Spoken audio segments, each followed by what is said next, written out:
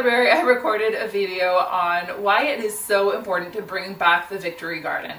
At the time, it was because I knew food prices were going to go up, but I thought it was based on the damaged soil that's caused by modern day agricultural practices, industrial agricultural practices, and their heavy use of pesticides and herbicides like glyphosate, which is commonly known as Roundup, in case you didn't know.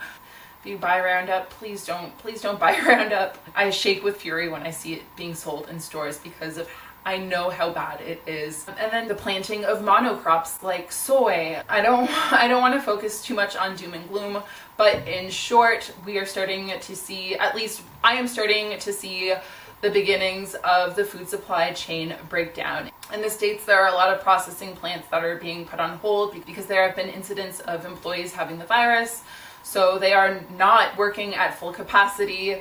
And meanwhile, all of these industrial farmers who raise livestock, they are sitting on their products that cannot be processed. It's an ugly industry. I do not support it.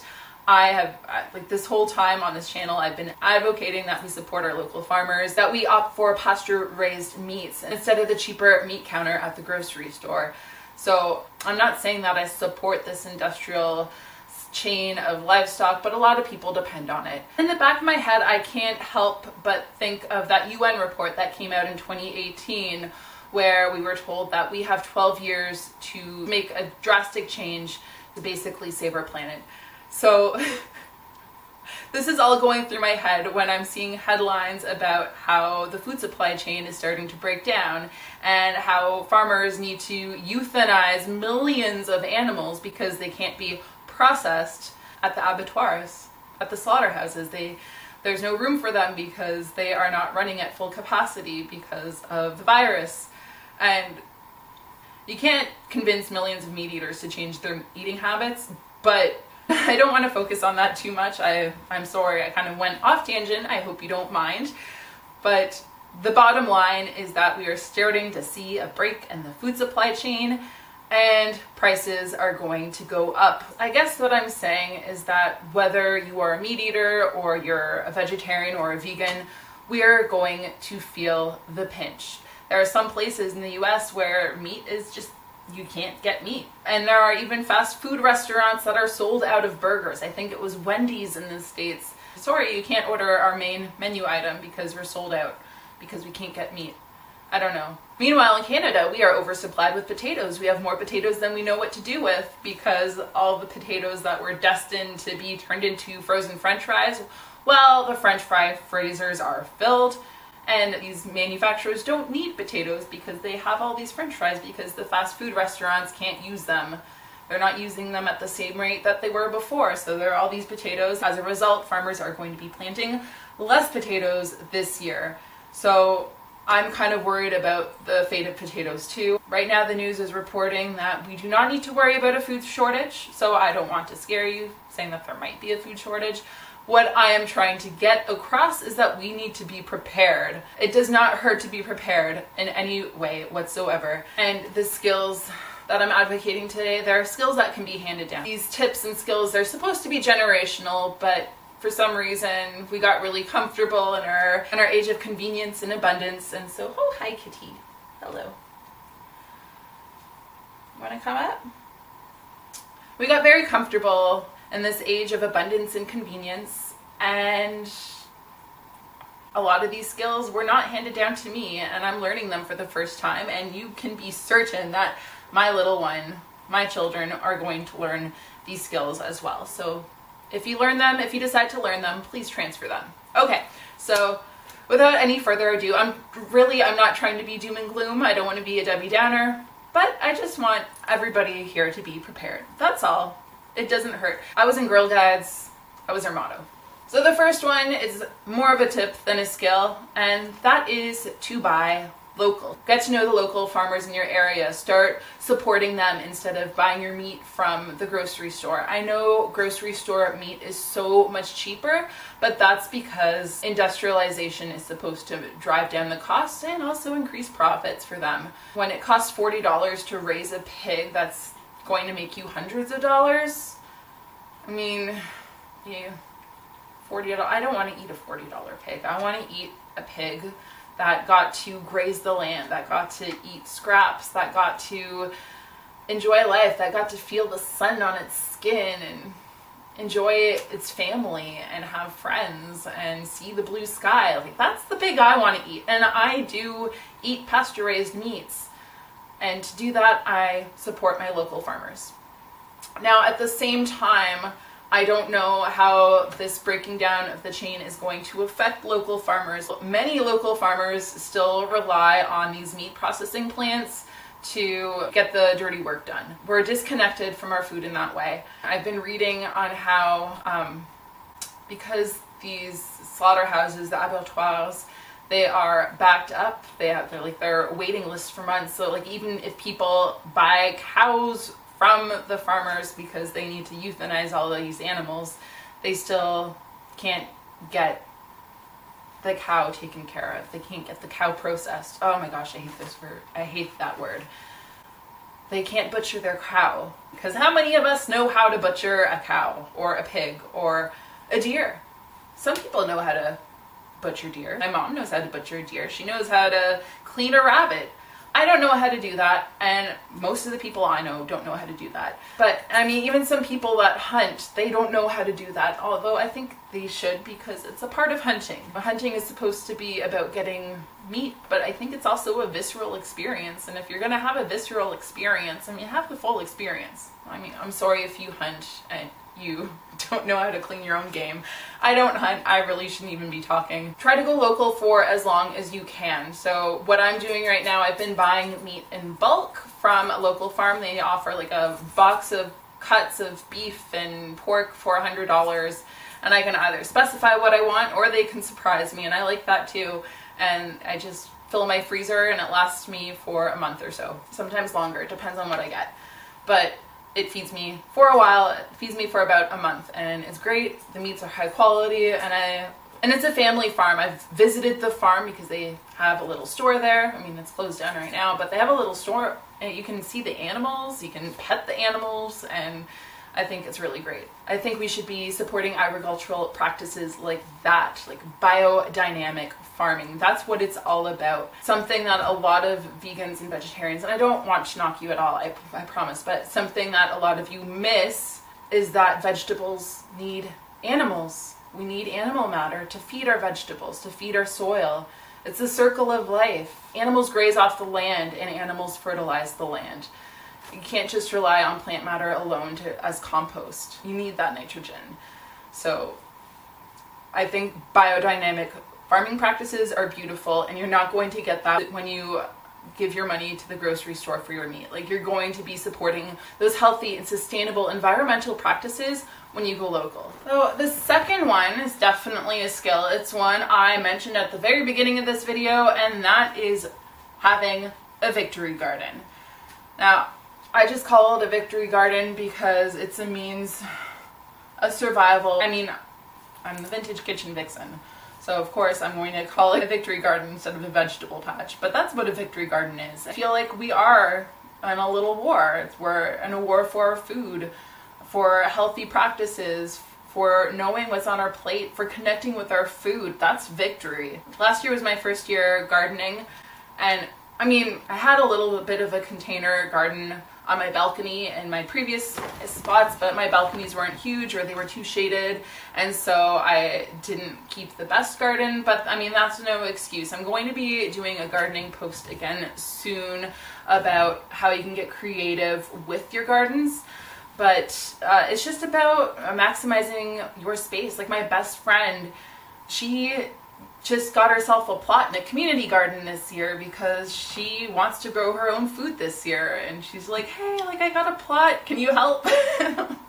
Like, I'll do what I can. I'm not an expert gardener by any means. Like, I have a whole video on all of the mistakes, at least some of the mistakes that I made last year and all the lessons I learned. So if you're interested in seeing how I flubbed, that's going to be linked in the description below. Gardening is a skill, and so I made all these mistakes last year, and this year I expanded my garden because I want to grow more food, and I also want to have a bigger yield, so over the winter and early spring I've been reading up on gardening on how I can do just that. So I've fertilized, well, I'm not gonna cover everything, but long story short, I'm growing more food and I should have higher yields this year, hopefully. But yes, having a victory garden, growing your own food is something that we should all do. And if you are doing that, that ties into the next skill. That's learning how to preserve your food or even ferment it so that it can last longer. If you have a smaller victory garden, it might not make the most sense, but then again, it also goes back to buying local,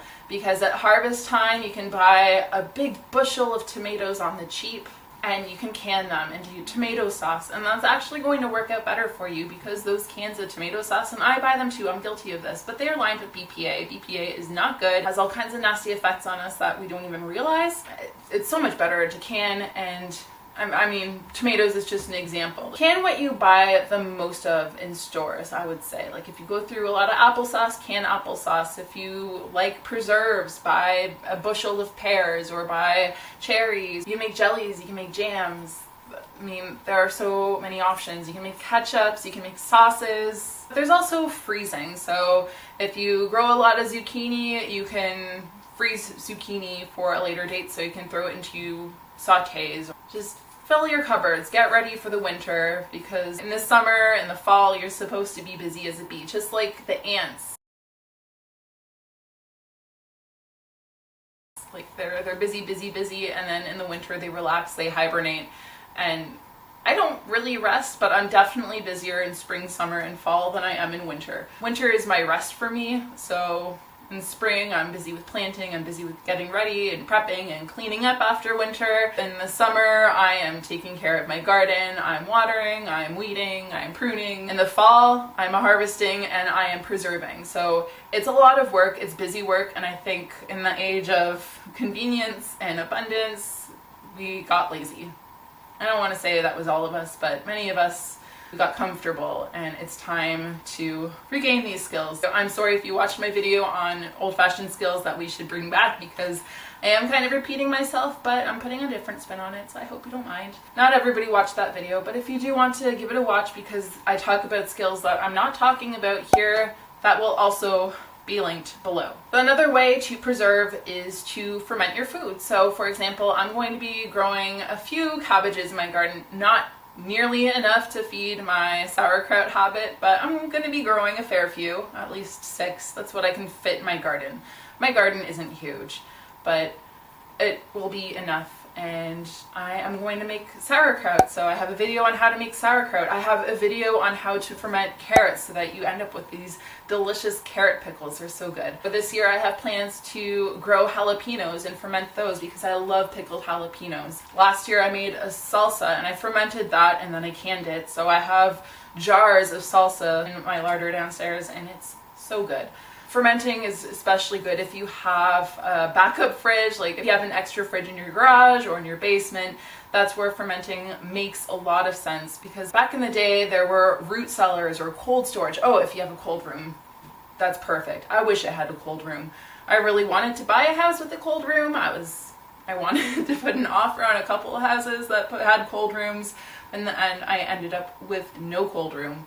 But if I had a cold room, that would be brimming with ferments. So second fridge is really great for if you plan to ferment foods as a means to preserve them. Number 4 is a tip, and it's kind of a skill too. It's about cooking from scratch, but it's learning how to cook beans, learning how to cook vegetables and to incorporate them in your diet effectively. So if meat becomes prohibitively expensive or it becomes hard to come by, if it's rationed, loading up on beans and making sure that you get your vegetables in is so important. So I'm going to be focusing more on beans and vegetables in the upcoming months, as long as I have to, really.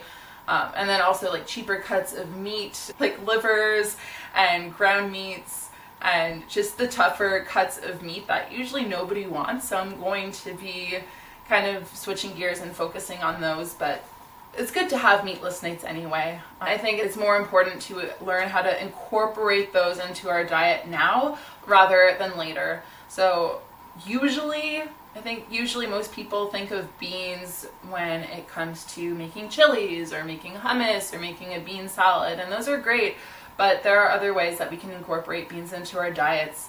And some cultures, they've already got this down like a long time ago, like a basic pot of beans and rice. It's a great side, it's filling, and you have your protein from the beans. And beans are not a complete protein. I do believe the protein from pasture-raised meats are more bioavailable and it's easier for our bodies to process. I know I'm gonna probably get some backlash from the plant eaters, but I've been on both sides of the fence, and it took me a long time to come to that conclusion. I guess why I'm saying that it's important to learn how to cook with these ingredients, with vegetables, with beans, and even fermented soy. Like, I'm kind of on the fence about tofu, but tempeh, it's a fermented soy, and it's supposed to be better than regular soy because there has been some speculation, there have been studies both for and against the idea that large intakes of soy products can mess with our hormones and can lead to fertility issues. So that's always something that I keep in the back of my mind. I guess you believe who you want to believe. I try not to eat too many soy products, but I mean, with my vegetarian shepherd's pie, I make a homemade veggie ground round using textured vegetable protein, which is made from soy, which is still better than going out and buying veggie ground round, which has a bunch of additives, and it's so much cheaper than store-bought veggie ground round, and you can control the ingredients that you put into it, and you can flavor it however you want. It tastes like nothing otherwise. It's just like a blank canvas. Cook your beans and vegetables at home. Make sure you're getting those, and avoid the processed meat alternatives. I'm talking about, I'm talking about the impossible meats. The meats that aren't meats but that look and act like meat. Like when you have burgers that look and taste and bleed like beef burgers without being beef. I don't trust that. Just think of how much processing these foods went through to be able to replicate that.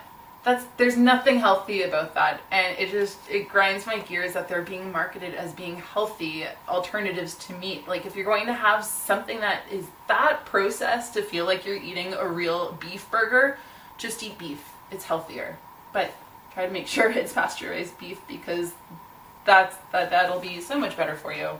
And I have ranted about this before, so if you have watched my video on victory gardens, yes, I'm very passionate about this subject. I get worked up, so I'm going to move on to the next tip. Number 5 is one that a lot of us are really bad at, and that's using the whole buffalo. And what I mean by that is stretching our food. So first off, I am not perfect at this. I'm trying to get better at it, and it does take work. It requires taking regular inventories of your fridge so that you don't let any of your produce or leftovers go to waste. So that's a big one, because I cringe to think of how much food goes to waste because we forget to use it, or it goes bad quicker than we anticipated. The other part is making use of our food scraps. Making regular fridge inventories, that's easy enough. Try to do that every week, either at the beginning or at the end. Maybe you can start getting into the habit when you go out and get groceries before you go out. Take a look at what you have and then make a rough menu at the beginning of the week, or maybe don't even bother with a menu if that's not how you fly, but just make a note of, I have leeks in the fridge. Work your meals around what needs to get used. So if you have leeks that are starting to look sad, either make a leek soup with it, or if you don't want to use them, chop them up and stick them in the freezer, and then you can use them later down the road, or you can pop them into a soup stock. Using leeks as an example, if you do end up making that leek soup at the beginning of the week, you know how the top of the leek, that thick fibrous green part that usually gets tossed into the trash or compost, chop that up and put it in a freezer bag, because it is wonderful in stocks. It adds tremendous flavor. That's basically what I do with all of my scraps. So my onion peels. So onion peels, they give color to stock. For the longest time, I always went out and bought stock, whether that was chicken or beef or vegetable. I paid good money for broth, especially since I didn't want to buy a broth that was full of salt and sugar and MSG and caramel color. So I always paid a little bit extra, like $4 a box, to get the good stuff. But I don't even do that anymore. For the last couple of years, I have been making my own broth from scratch with kitchen scraps. And I have a video, it's It's actually one of my earlier videos, so it's not that great, but I do have a video that's all about that. So what I do, I save all of my kitchen scraps and I put them in a freezer bag.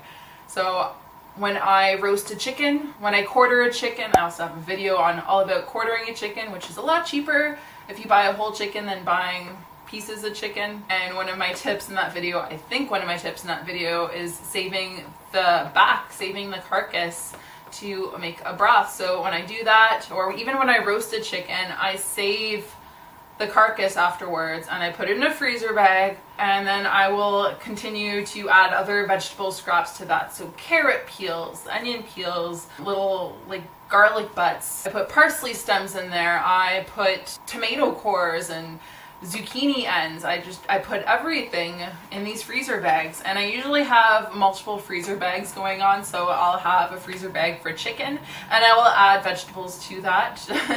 I'll have a freezer bag for beef, for pork, for duck, when I go crazy with duck and make like 3 duck videos in a row. I'm sorry. So I have multiple stock bags on the go, and when one of them gets too full, or if my freezer is out of control, I know it's time to make stock. So I'll bring up my big stock pot and I will throw one of those bags into the pot. I'll put a little oil on the bottom. I'll throw all the scraps into the pot.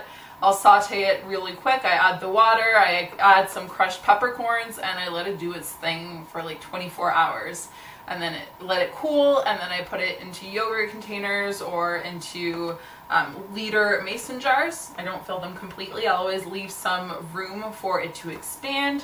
And then it cools down completely and it goes into the freezer. So sometimes when I see that my freezer is running low, I will make a new batch of stock, but at any given time I have at least a couple of different kinds of stock. And if I know I'm making a soup or if I want to make a sauce, basically when I'm planning my menu, I'll just pull a pot out and I'll put it in the fridge to thaw so I can use it throughout the week. It's basically free broth. A lot of people would just throw these things out or compost these things out without getting any use from them. So I just squeeze out everything I possibly can from my kitchen scraps. Same thing with apple peels and apple cores. So right now I have a big freezer bag in my freezer. I need to do something with them soon. Like, it's starting to overflow. I keep a big stash of these apple cores and apple peels so I can use them. So back during wartime when pectin wasn't available, they made pectin using apple scraps. So I really want to try doing that this year. I've never done it before, but I think it would be a really cool experiment. So I do want to try making my own pectin with my apple scraps. The other thing that you can do, and this is another thing I want to experiment with, you can make your own apple cider vinegar using apple scraps. All you need is the mother culture from a raw apple cider vinegar. So that's where you get all the vitamins and enzymes from, and that's if you do incorporate apple cider vinegar into your diet, you want to make sure you're using the raw, unfiltered kind. I do want to post about this in the future and go more in depth and to expand on my original video and post on frugal kitchen tips. I really want to focus on how you can stretch food scraps. So back in wartime, I think marmalade came from wartime because they were saving their orange rinds. Like, nothing, I'm saying nothing, went to waste. Bread was stretched. Like, if you had heels of bread that were too stale, you did not throw those out. Oh my goodness, no. You made bread pudding, or you turned them into breadcrumbs or croutons. Nothing went to waste.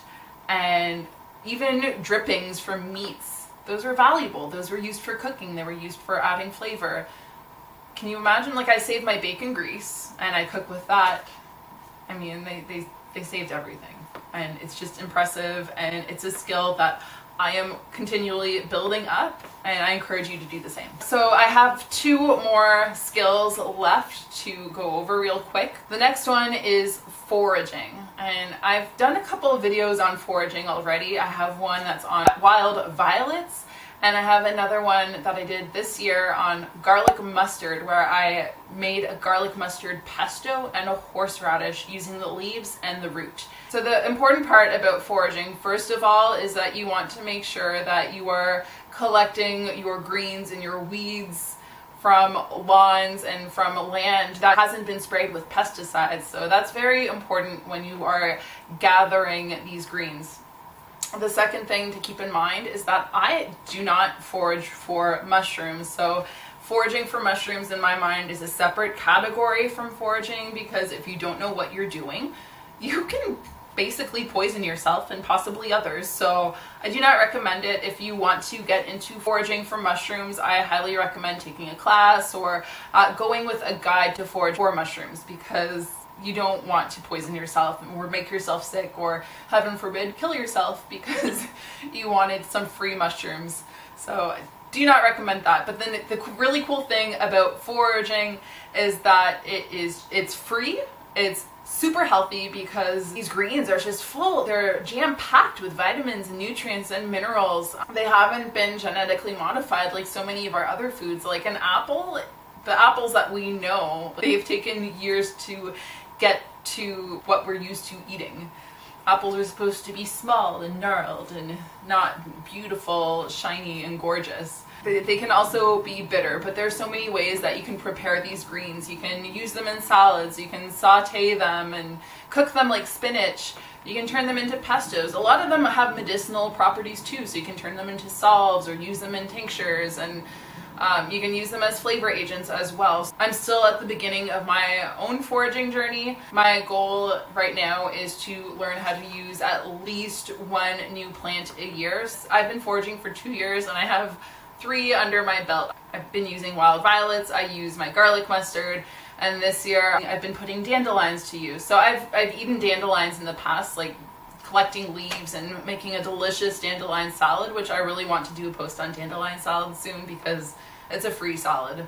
I mean, apart from the other ingredients that used to make it, but it's so good and it's so healthy for you. Last week I actually went around my lawn and my neighbor's lawn and I collected dandelion flowers. I collected the equivalent of 4 liters or 4 quarts of dandelion flowers, and then I painstakingly removed the green part just so I ended up with the flower petals. So that took a couple of hours. I mean, foraging takes work. It takes work to clean the plants and to pick everything apart. So it does take work, and that's probably why a lot of people don't do it. It's not convenient, although they grow in abundance, and now a lot of these plants are looked at as weeds and are overlooked. If you are lazy, foraging is not for you. I'm just going to say that. It does take work, but it's so rewarding to put something that was completely free, that you didn't have to pay $5 and that came in a plastic clamshell at the grocery store. Everything about foraging is satisfying. Anyhow, I collected all of these flowers, I steeped it overnight, and I made a tea, and I did drink some of the tea the next day because I had extra, but I made dandelion jelly and it's delicious.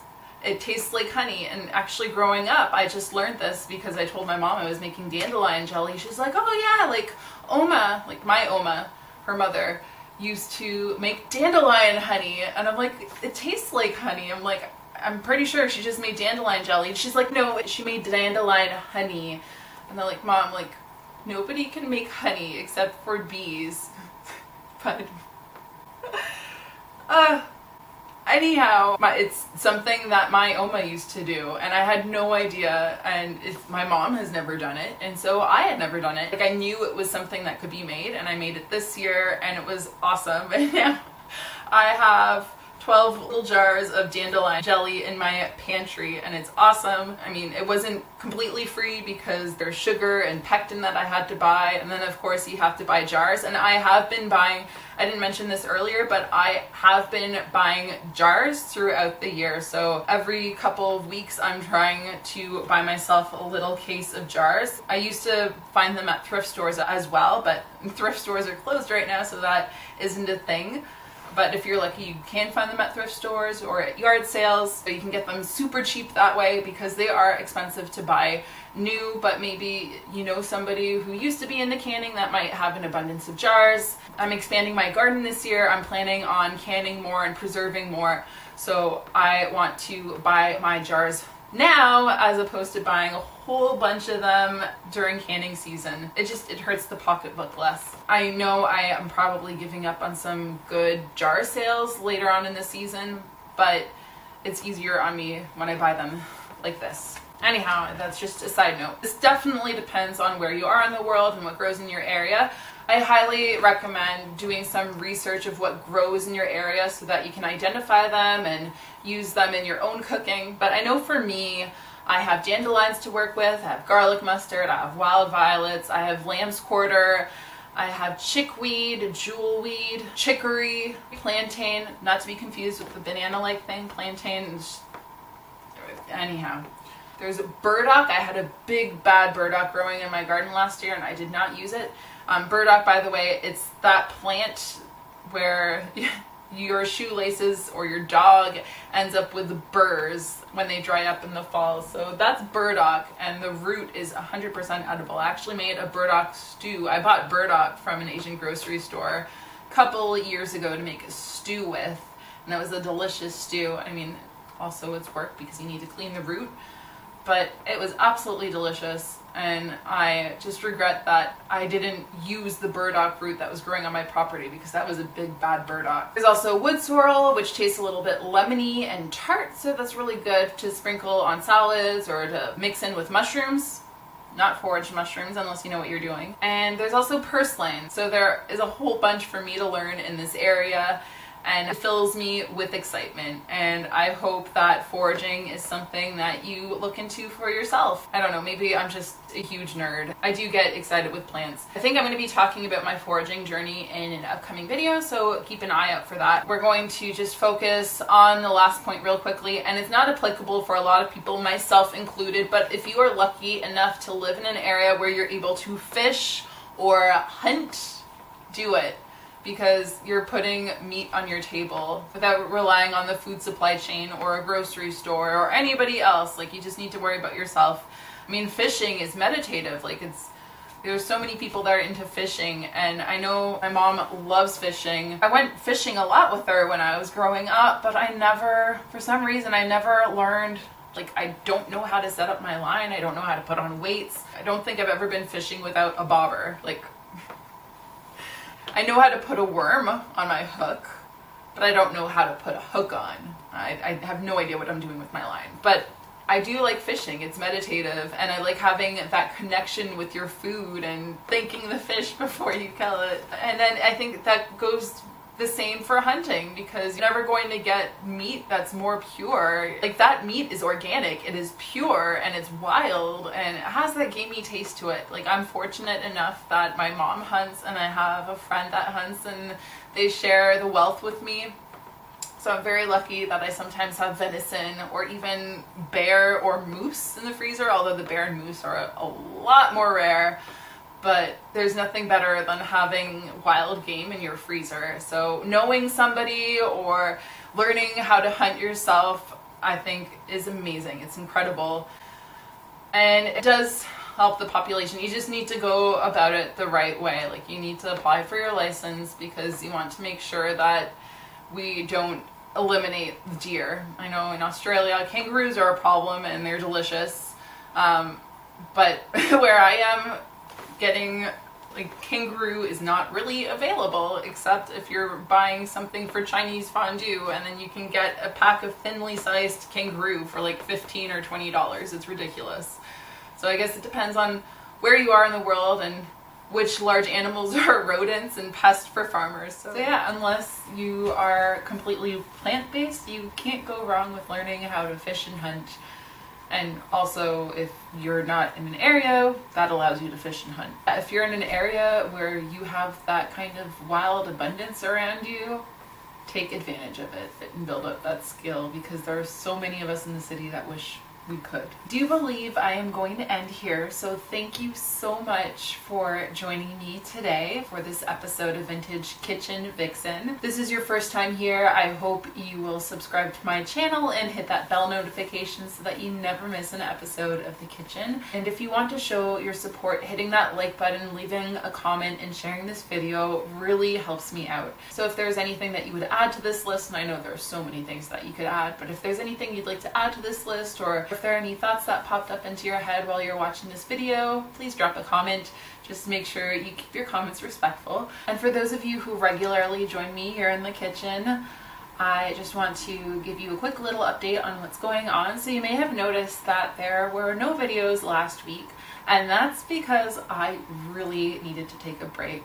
I was completely wiped out. I needed to rest and kind of let my creative juices flow again. And during that period of rest, I decided that from here on out, I'm going to start posting 1 video a week instead of 2. And then that way I can focus more on quality than on quantity, because it was just getting to be too much for me. Because in addition to the videos, as you may know, I also have the blog that I run at the same time. So every time I hit publish on a video, the post is also ready to go. And there are the photos, there's any research that I do going into the post, also developing recipes and promotions. There is a lot of work that goes on behind the scenes. And after doing this for a year, I actually celebrated my 1-year anniversary of the kitchen last week on May 14th, and just a year of posting 2 times a week, it fizzled me out. So from here on out, 1 post a week, and I'm gonna make sure they're good ones. But thank you so much for being here. Thank you for supporting my channel by watching, by liking, by commenting and subscribing. I appreciate each and every one of you, so thank you so much. I suppose I will leave off by saying see you next week. Bye.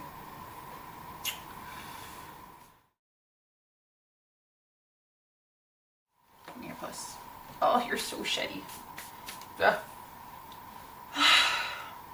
Support your local farmers.